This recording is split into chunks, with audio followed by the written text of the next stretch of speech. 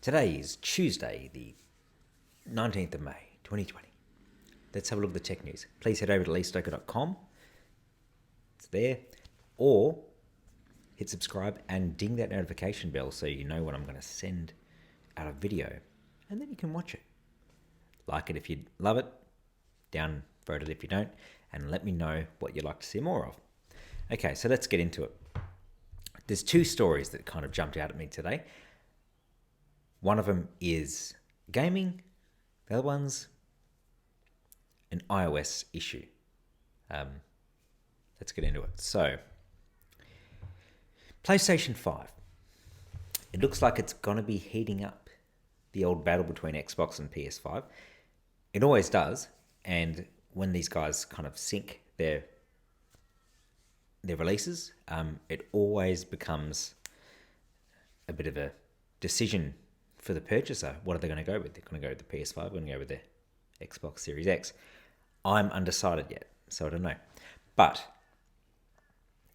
last week, Unreal Engine 5 released some demo footage on a PS5, the unreleased PS5. So it kind of left everyone's jaw drop like that. It was amazing. It was photorealistic. It was quick. It was detailed. It was really, really impressive. Kind of got everyone on Twitter asking Tim Sweeney, the Unreal Engine CEO,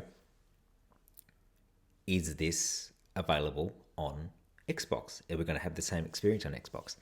And he was kind of being a bit cageish about it. He wouldn't really answer, and neither would Microsoft. So we've found out since then that the Tim Sweeney, the Epic Games CEO, of course, developers of Fortnite, you may have heard of that one, believe that the PS5 will have the most advanced hardware available on anything, including PCs. So we'll see. We'll have to see.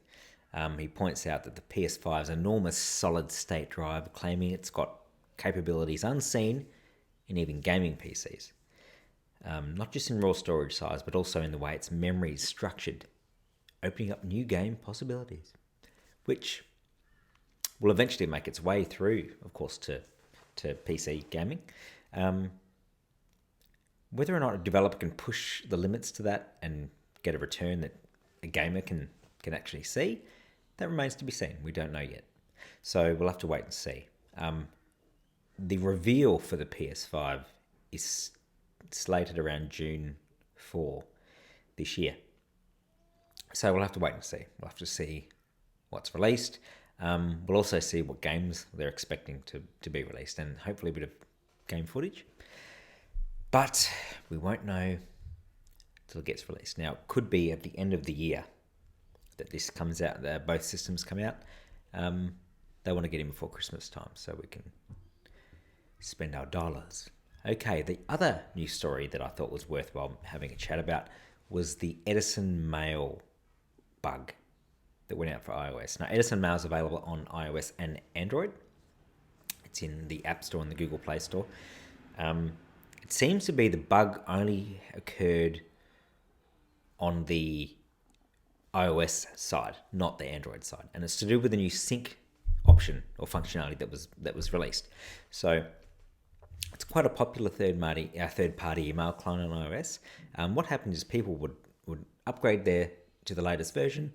They would then log in and they were seeing other people's emails. Yeah, not great. The company, of course, said it affected only a small amount of users, and they've contacted them directly to sort out this issue. They insist that it isn't a privacy breach, that it's purely a bug that's gone out. Now, it's also a friendly reminder for anyone that's using third-party email clients. They're going to need access to your email. So when you log in and put your details in, whether it's Gmail or anything else, Outlook, you're handing over the keys to the kingdom. Now, what I tend to do is when I'm about to set up a new email client, if I'm going to give it a go, I'll do a quick Google search and see what their history is like. The one that springs to mind more recently is Spark Email. Really good email client, but they had a shady privacy policy where there were reports that they were scraping email information and then selling it to third parties.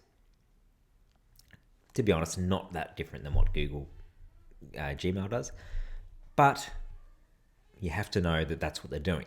So depending on your setup and how private your emails need to be, may or may not be an issue for you. And just because they can doesn't mean they do. But it was a sketchy thing, and it kind of had a lot of people up in arms going, what the hell? Explain yourself. So worthwhile thinking about and before you kind of jump into any particular email client. So that's it for the tech news today that I'm interested in. What are you going to do? Are you going to get a PS5? Are you going to get an Xbox Series X? Let me know in the comments. Also, do you use a third-party email client?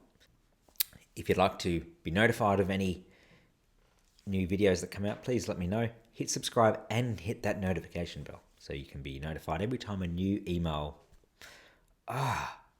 every time a new video goes out. That's it from me. I'm Lee, and we'll see you in the next one.